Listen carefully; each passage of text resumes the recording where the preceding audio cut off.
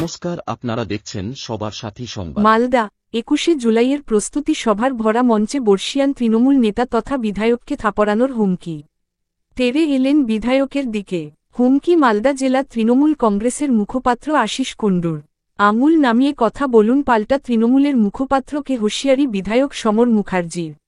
আজ মালদা জেলা তৃণমূল কংগ্রেস কমিটির ডাকে ২১শে জুলাইয়ের এক প্রস্তুতি সভার আয়োজন করা হয়েছিল মালদা কলেজ অডিটোরিয়ামে, যেখানে রাজ্যের মন্ত্রী থেকে একাধিক বিধায়ক এবং তৃণমূলের সর্বস্তরের নেতারা উপস্থিত ছিল। আর এই ভরা মঞ্চেই রতুয়ার বিধায়ক সমর মুখোপাধ্যায়কে এমনই হুমকি দেন তৃণমূল কংগ্রেস জেলার মুখপাত্র আশিস কুণ্ডুর। এই বিষয়ে আশিস কুণ্ডু সংবাদ মাধ্যমে কোন মন্তব্য না করলেও সমর মুখার্জি জানান, আমাদের একটাই নেত্রী মমতা বন্দ্যোপাধ্যায় এবং অভিষেক ব্যানার্জি। এদিকে এই বিষয়ে জেলা শীর্ষ নেতৃত্বে কিছু না বললেও তৃণমূল কংগ্রেসের সহ-সভাপতি শুভময় বসু বলেন, একজন প্রবীণ বিধায়ক যাকে মুখ্যমন্ত্রী এবং অভিষেক বন্দ্যোপাধ্যায় পর্যন্ত শ্রদ্ধা করেন তাকে প্রকাশ্যে এই ধরনের কথা বলা কখনোই কাম্য নয়।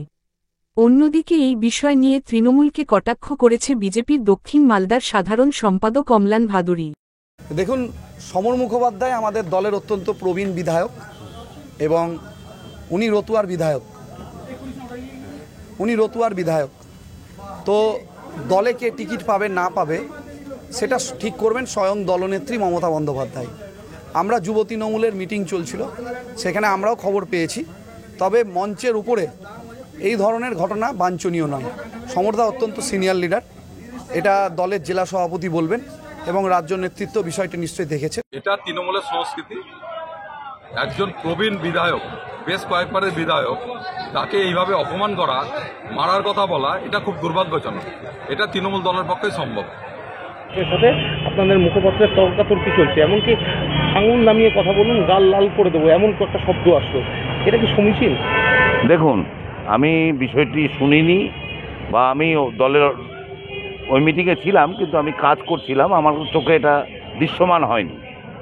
তবে যাই ঘটে থাকুক না কেন, এই ঘটনা আমাদের দলের কাম্য না। একটা বিষয় হচ্ছে যে সমর মুখোপাধ্যায় বহু পরীক্ষিত নেতা, দলের চেয়ারম্যান, দলের সহসভাপতি, প্রবীণ বিধায়ক, যাকে মমতা ব্যানার্জিও শ্রদ্ধা করেন, অভিষেক ব্যানার্জিও শ্রদ্ধা করেন। সেই বিধায়কের সঙ্গে কোনো যদি আমাদের তরুণদের কোনো মতান্তর হয়, সেটা আলোচনার মধ্যে মিটিয়ে নেওয়া উচিত। এরকম কোনো প্রকাশ্য কথা বলা দলের রীতিনীতির বিরুদ্ধে বলে আমি মনে করি।